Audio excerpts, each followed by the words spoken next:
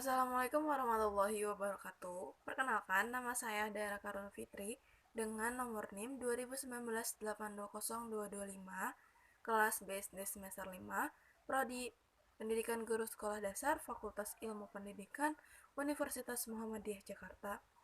Video ini saya buat untuk memenuhi tugas mata kuliah pengembangan pembelajaran IPA SD mengenai pembelajaran HOTS. Keterampilan berpikir tingkat tinggi menurut Resnick tahun 1987 adalah proses berpikir kompleks dalam menguraikan materi, membuat kesimpulan, membangun representasi, menganalisis dan membangun hubungan dengan melibatkan aktivitas mental yang paling dasar. Keterampilan berpikir tingkat tinggi erat berkaitan dengan keterampilan berpikir sesuai dengan ranah kognitif, efektif, dan psikomotor yang menjadi satu kesatuan dalam proses belajar dan mengajar. Ranah kognitif meliputi kemampuan dari peserta didik dalam mengulang atau menyatakan kembali konsep atau prinsip yang telah dipelajari.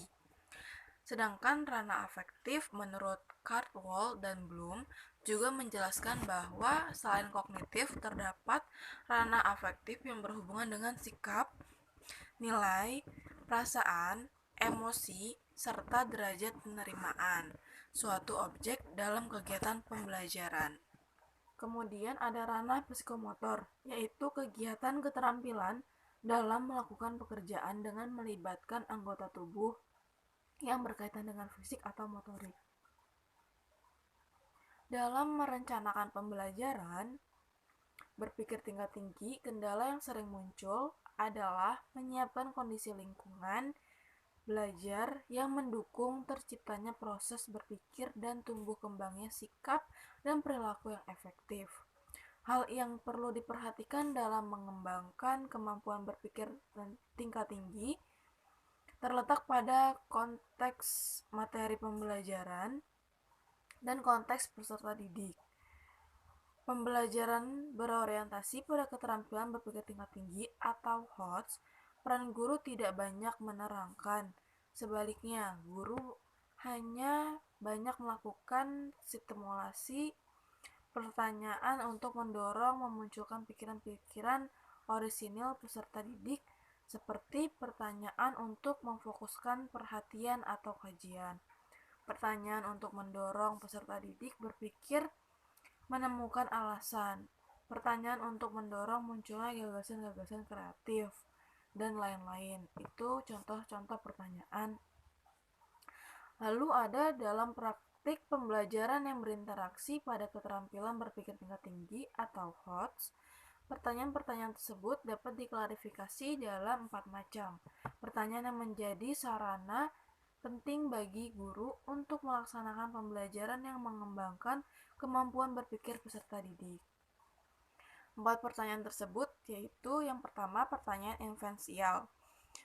Pertanyaan yang segera dijawab setelah peserta didik melakukan pengamatan atau pengkajian atas bahan yang diberikan oleh guru. Bahan informasi tersebut biasanya berupa potret, gambar, tulisan singkat, sajak, berita, dan lain sebagainya.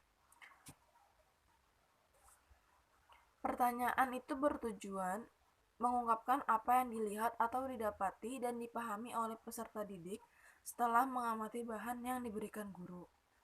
Contohnya yaitu pertanyaan seperti apa yang saudara temukan, lalu bagaimana pendapat saudara, dan lain sebagainya. Pertanyaan yang kedua yaitu pertanyaan interpretasi.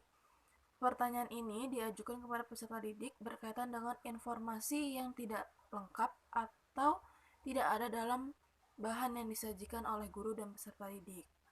Pertanyaan ini ditujukan agar peserta didik dapat memberikan makna suatu konvensi dari suatu gejala atau sebab yang ada, seperti mengapa saudara memiliki pendapat itu.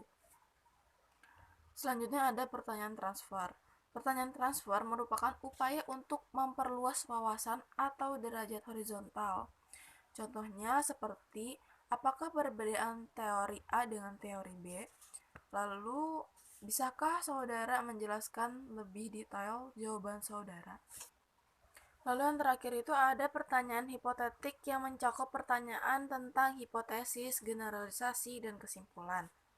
Pertanyaan hipotesis memiliki arah untuk mendorong peserta didik melakukan prediksi dari suatu permasalahan yang dihadapi dan mengambil kesimpulan untuk generalisasi. Pertanyaan hipotetik mencakup pertanyaan sebab akibat. Contohnya seperti apa yang akan terjadi apabila minyak bumi habis.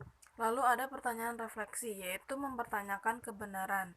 Contohnya, bagaimana saudara tahu kalau yang ditayangkan di Infornet itu benar? Seperti itu. Mungkin itu saja yang dapat saya sampaikan. Kurang lebihnya mohon maaf. Wassalamualaikum warahmatullahi wabarakatuh.